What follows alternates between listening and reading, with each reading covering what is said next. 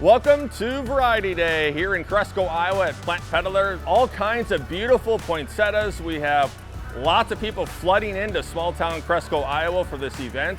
We're looking forward to showing you everything that's here throughout the day. I think a little over 200 varieties we have in the greenhouse with us today. Get a vote on your favorite red and also your favorite non-red varieties. Today we open the doors up officially at 9 o'clock. Everyone voting on this year was the favorite white poinsettia over the last 5 years. Our friends with Selecta ended up winning the blind vote with Brilliant White. We also give the breeders an opportunity to announce any of their new varieties, anything they want to focus on. And then also Caleb Wilson with Syngenta is here, just kind of a show how in the proper way of drenching. So something a little bit different. So we also had our ISO robots running, gave customers and visitors the opportunity to come over and watch the ISOs do some sticking. After that, we served some lunch. We had good lasagna, chicken Alfredo. I think everybody enjoyed themselves. The poinsettia industry is under constant evolution. We've seen great strides these last 10 years, but especially when you look at the white class, the novelty collections are getting better, more uniqueness. This is a unique opportunity because all the breeders are represented. You get a first-hand look at the variety itself and then be able to talk to breeder representatives about what's going on in the poinsettia world to help growers grow a better crop and become more profitable in this category.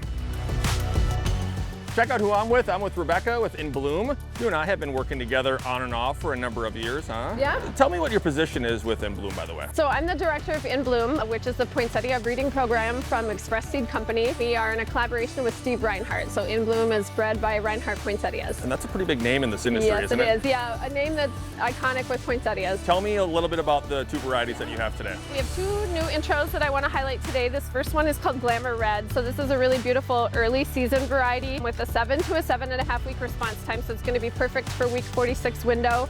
We love this variety because it has really big smooth bracts, nice canopy, nice red canopy. So there's not a lot of green that shows through. It's got nice strong architecture and it works in all regions of the country and all container sizes. The next variety is Timeless. So this is really a good example of what we're doing in our collaboration with Reinhardt Breeding. We breed for really strong upright architecture, and so that equates to resistance to stem breakage, which growers don't like because obviously it equates to losses. So we like that strong architecture, and Timeless is also really beautiful because it's got nice big showy sciathia. And all of the bracts present upstairs, as we like to say. I don't want to say I'm an expert at that, but this is golden. Yeah, this is a bouquet style. We really like that, how they all present on top. Looks nice in a sleeve, but also unsleeved as well. Thank you. Yeah, you're welcome. First off, before we get to the poinsettias, tell me your position here with Beekenkamp. So my position with Beekenkamp is that I'm the commercial manager for our operations in North America. We're based out of the Netherlands, and I manage our entire business unit in North America. Awesome. Okay. So poinsettias. Let's talk a little bit about that. You have a few here to be able to show off. Here I'm holding our new introduction for this year. It's called Nyla Red, and there are a few unique selling points on Nyla Red. First and foremost, it is a little brighter red than your standard go-to. You're gonna need some sunglasses. Yeah, you should. We also have darker foliage underneath. So with the brighter red and the darker foliage, that gives you a nicer contrast. Okay. And the third thing is that the sciathia is a little more hidden in the plant, so it shows later, and that gives the grower a larger window to shift them. That's the way it's supposed to be. That is the way it's supposed to be. Very interesting. Okay. Show us the second one. Actually, this is one of Nikki's favorite, Nikki from Plantpeddler. Oh, that's beautiful. She gave me this beautiful robin marble. It's huge. It's huge, yeah, she loves it. And the nice thing is that we as a breeder work hard on uniformity to make sure that each plant is the same. And what you get with marble sometimes is that those bracts or those leaves turn completely white. And what we focus on is to make sure that each and every bract has that nice marble color. And I think our breeders did a great job. It's very wide. I mean, it's a big plant compared to the one that you just showed us. Yes. I mean, that's the nice thing with robin too, is that you can use it in all pot sizes. Good. Well, thank you, and appreciate you showing off those beautiful poinsettias. Thank you so much. So, walk us through a couple of your poinsettias that you decided to bring this year. Yeah, so we're really pleased with the uptake of the Sparkling Rouge. It has really nice splashy jingle bell pattern and So this is the uptake at retail. I've seen this a lot. I could see this very advantageous for a lot of people just based on the size, correct? Right. Yeah, in fact, it fits nicely in like the mini pot, small pot, you know, up to this size, and also mixed with other greenery and combo dish gardens. So this one has been a real one of our best for sure. And then because this white is so white, wow. This is very strongly represented at independent retailers. It surprises me how the breeding can go in to make this just so pure white. Yeah, especially when you think about our range being pink, how do you get a white, you know? So, Right, yeah. Yeah, so we pride ourselves on this paper white. Yeah, I really like that one. And it worked, I think it would work well with the previous one too, based on size, correct? Right, yeah, that's one thing. There's two size groups. There's the Poinsettias, which are more compact, and then there's what we call the queen size, which is, you know, you Something can see a little larger. bigger. Yeah, this is the size the growers want for the larger pots, the 6-inch and 8-inch. So we've been working on the Queen series to do nice combos. So there's the Queen pink, and then this rose punch is a really nice Hawaiian punch color, and the uptake of that's been good. And we're working on making the Queen pure white look the same as the rest. So there's still some work to do on that one. Yeah. And also in the Queen group, this is called shell pink. So it's like the inside of a conch shell. Well, thank you for your time and good luck and beautiful poinsettias this year. Thank you. Thank you. So I've seen your work on camera. My coworkers have done this before as well with you, but I've never been able to interview you. I'm Chris. I'm Keisha. Keisha, nice to meet you. Nice to meet you. Welcome to Plantpeddler. Yeah. You've been here a couple of times, I assume, several times. I've been working with Poinsettia for 8 years. Oh yeah, so you're no newcomer here. Yeah. Walk us through a little bit about some of the poinsettias that you do have this year. Okay. So one of the varieties that I wanted to talk about is our Freya series. So this is a series variety, so that means there's multiple colors that are within it.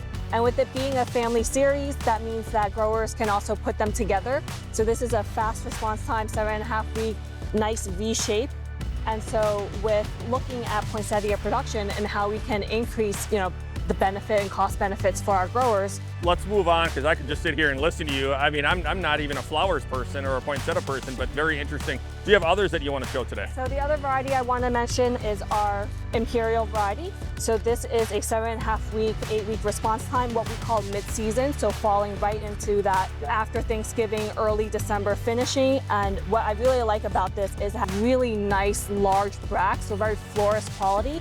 But it also has extremely V-shaped habits. So you're talking about, we also want to do high density production, but with that florist quality look, so that this can also fit into a premium container size. So this is a bright, what we call a orange tone. So it's much brighter. So I think it also helps it stand out at retail, having that different shade looking compared to some of the traditional reds that are out there. Perfect. Yeah. Any others you want to show? Yes. So the last variety that I want to show is our new white called Moni. So this is what we call a mid-season 7.5 week, 8 week response time. So it's got some good vigor to it, what we call medium vigorous, that it can fit into your large container. It's got those nice large bracts. And what consumers typically think about, like our whites in a poinsettia, they're a little bit more creamy, more yellow looking.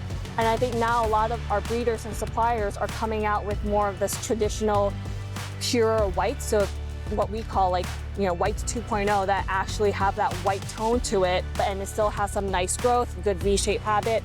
So that, it's very easy to grow and manage and still be early enough that you can have early sales to it. I just think of this on the retail rack, and this would just pop next to all the reds Yeah, and all exactly. the other plants that are out there. So when you have like a red and a white put together, it just kind of They has fit a in good, well. yes. Yeah. It's a good combination. Yeah, thank you so much for taking the time to show us your poinsettias. Yes, thank you very much. Thank you. Talk us through a little bit about the poinsettias that you're going to be showing us today. The poinsettias that I'm going to show you are from Lazzeri Genetica in Italy. Their collection's been in North America for several years now, and these are brand new introductions that we're going to highlight. Very awesome. And they, just based on everything that I've seen, they look very different than your traditional poinsettia, don't they? Correct. Yeah, this is a variety called Papagena. It only fits into a category of novelty, but even within the novelty group, it is very, very unique. Show us the next ones. A little more traditional, I would say, but some really different colors. Right, so this is a family that's tried and true in North America called Superba. Now, Superba has 5 primary colors, or 5 main colors in the series: red, pink, new glitter, white, and this is marble, but this one is marble improved. Okay. So it's an improvement off of previous genetics where it has more stable coloration, the canopy is closed, and it responds within 8 weeks, as does the entire family. Let's look at the last variety. Now, this is a known variety on the market called Carmen. You know, we try to emphasize the red varieties as much as possible because they still dominate they will and still dominate the market. Yep. So this is Carmen Red, and it's got very nice canopy closure and very large bracts. You sound way better than I do when I'm trying to explain the poinsettias. Well, that's fine, it's whatever. It's all right. Thank you for your time. Thank you very much. All right, I'm back here with Nick on behalf of Graff Breeding. So I hear you have a new series this year. Correct, it's a series pronounced Quismas. Quismas. Quismas, Did I correct. enunciate that right? Correct, Quismas. Yeah, fun. So different colors, different Right. sizes. Walk us through the varieties. The main point of this series is that it's Scandinavian breeding from Denmark for growing lower to no PGR inputs. They're all going to be more compact varieties within the series, with a few that have some vigor, or a couple that have some vigor.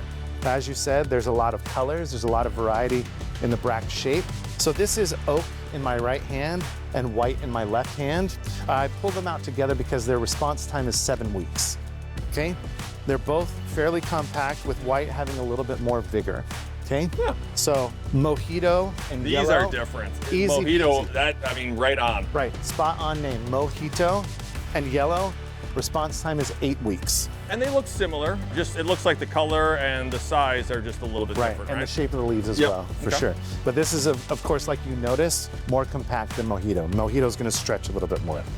Okay, these are the 2 crunch varieties, Crunch Pink and Crunch Red. Leaves look a little bit different. Correct, 7.5 week response time for those 2. And these are our 2 commercial red varieties. The traditional ones just stand out to me. You know, as much as the other ones are really neat, these are just the bread and butter, I feel. There you go, that's exactly right. So Bond and Light, 7 week response time, 8 week response time. As you can see, Bond is tighter, whereas Light kind of spreads out. So spreading light, binding together. Looks good. Thanks for taking us through it. Thank you very much. And last but not least, we can't forget about Lauren, Selecta One. Let's look at some of the varieties that you have this year. So, introducing new this year, we have Christmas Royale. As the name says, it's a true royalty of the variety. So it's a nice, strong red, truly a modern poinsettia. And yes, okay, do we need more reds in the market? We're always looking to advance our red. So modern poinsettia, what do I mean by that, Chris? I mean, it has nice, new, early bract coloration to it, but late cyathea development. What does that mean for the customer? How is that beneficial?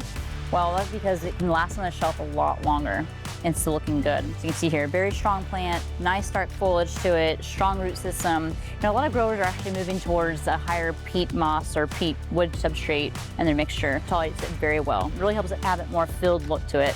And if you look straight from the top, a lot more coloration. Neat. Let's look at the next one. What do you have?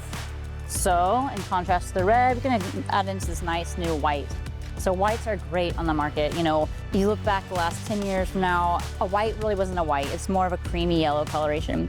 With the new breeding and genetics, we really have these nice, clear, bright, vibrant whites that are utilized for both painting and just in contrast and combination colors. So here we have a new one. It's still a number technically, but we're working on this name and running with is White Christmas. I think that could be a winner. Great name, if I say so myself. So a strong variety, works universal across the board, a great medium vigor habit to it, and really a true clear white. So out of the two, which one do you like more, the white or the red? Or is it like picking between your favorite kids? It's like you love them, but just for different reasons. It's kind of like that, yeah. Yeah, perfect. I like a good Neapolitan, right? Right in the middle. You got one last one that you showed last year. I just want to Correct. peek at that one. So we talked about the Sky Fantasies last year, and this year we actually did introduce a brand new cherry pink sky. So we have it right here. We have the orange that was introduced last year, and then the red. They're all great with the sky patterns to them, kind of like our petunia lineup. They do well with culture-wise in the cooler climate, so you want to keep them going cooler. So day temperatures around 60, with night temperatures maybe around 70. There's a lot going on here, a lot of different colors. It's a little bit different, obviously, than we looked at the other two. Beyond what I see, how is this one a little bit different than those two?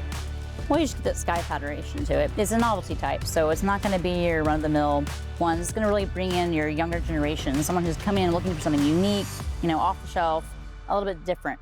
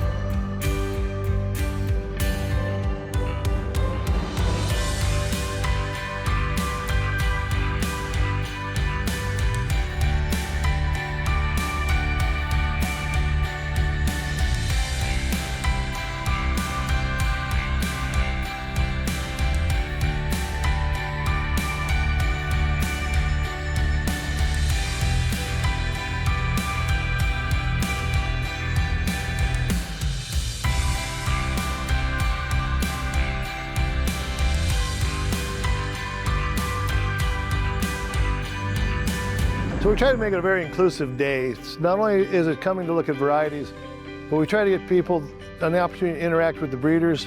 The breeder presentation part is one of my favorite things of the day, where the breeder has some of the new selections, some of their key varieties, and they talk about why you should consider it for your program. We had a really good presentation by Caleb Wilson of Syngenta Crop Protection on the proper dredging techniques. So we try to put pieces in that add value.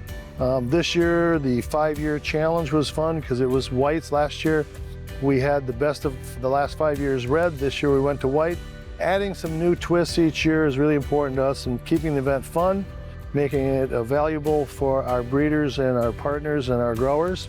So yeah, we try to make a good day out of it. I want to thank everybody for coming out, everyone that supports this event. It gives Plantpeddler an opportunity to showcase what we can do with poinsettias. And as a premier young plant producer, we want to make sure that when our customers are ordering poinsettias, that they're ordering stuff they want, that they're going to be successful with when they're growing it for their finished customers. So we want to say thank you to everybody that helps support the event, that comes out to the event. And we do it all for you guys, so keep coming back. We also like to thank our media partner on a very truthful basis. We have people around the world that watch this video because it does bring this to the people that can't attend this day. A lot of our grower friends are shipping poinsettias right now.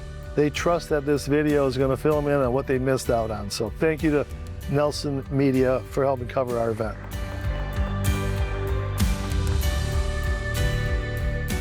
Outside, it's pretty cold. Yeah. Is this the coldest that you have felt in a while? It's early for it to be this cold, I would say. I would say. Last question I have for you, where's your beanie? You told me earlier you were trying to crawl up in your attic because you knew it was going to be cold for the winter. What happened to your beanie? Oh, well, no, I left it in my car. It's not that cold in here. Yeah. But yeah, I came prepared. Because we come here every year, there have been other cold years. We know what we're in for in Cresco. So there's no complaining from Delilah here, of course. And I'm in Cleveland, so maybe 1 week a winter will be like this. This is actually not the coldest in this trial. I remember one year there was probably about a foot of snow that I'm like trying to drive to the airport. I'm like, okay, let's make it through. This morning when I was coming in, about 14 degrees below zero. Coming from Texas? I think it was like 40 degrees in Texas right now.